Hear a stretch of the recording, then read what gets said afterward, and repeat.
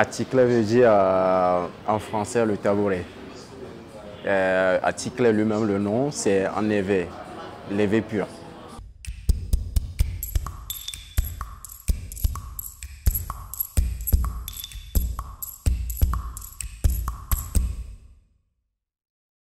Quand je parle de tabouret, je parle du foyer.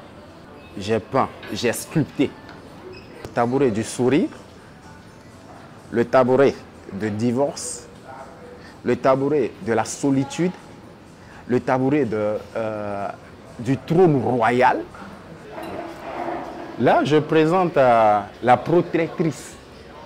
Ça, c'est le tabouret de la protectrice. Elle protège son foyer. Elle se dit, au lieu de s'asseoir sur ça, pour que quelqu'un vienne la détrôner, ou quelqu'un vienne la détrôner, elle préfère le mettre sur ses jambes et la protéger et elle attend celle-là ou celui-là qui va la détrôner.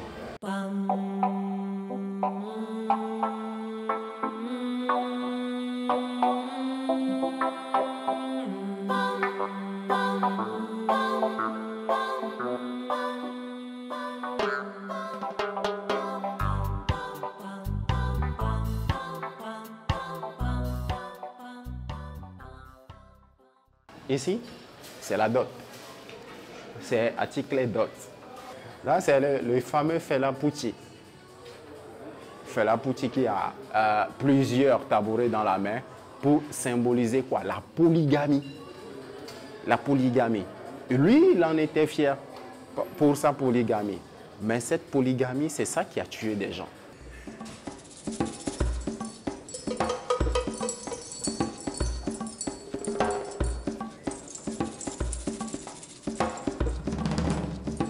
Vous êtes Gbossou Kodjo Amé, sociologue, anthropologue, gestionnaire du patrimoine culturel. Vous êtes venu apprécier et contempler les œuvres de notre artiste plasticien Maouko Abossé. Il est un artiste plasticien pluridisciplinaire. Il expose ses œuvres à l'hôtel Nomo. L'exposition est intitulée Atikle. En tant que sociologue, anthropologue, que pensez-vous des différents aspects abordés par notre artiste? Cette collection de Maouko Abossé, loin d'être une collection artistique d'œuvres d'art, doit être perçue en profondeur.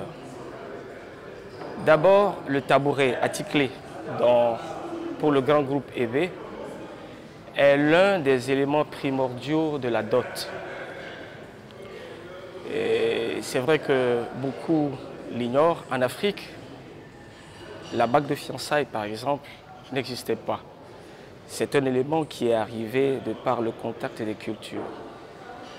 Et un élément principal constituant la dot, c'est le tabouret. Et c'est ce tabouret-là qui configure les fiançailles et le mariage. C'est avec ça qu'on siège la femme. En effet, on dit asouhoué. Le terme asouhoué même vient du tabouret. C'est lorsque, après que la dot a été acceptée et le futur marié tient sa femme et l'assoit sur le tabouret. C'est là même qu'on la configure. Nous avons à côté de nous cette sculpture qui représente un siège royal. Bon, on a connu Béhanzin, il en avait de sorte, mais ici, l'artiste a essayé de l'exploiter sur plusieurs angles. Il y a d'abord l'unicité, du siège, qui est la royauté, et il a succombé de deux têtes qu'il a sculptées, assemblées avec des objets de récupération qui représentent la femme et l'homme. Donc le couple, dans le foyer, dans le mariage, ne fait qu'un. Et il est bien vrai qu'il a adossé l'homme à la femme. Pourquoi?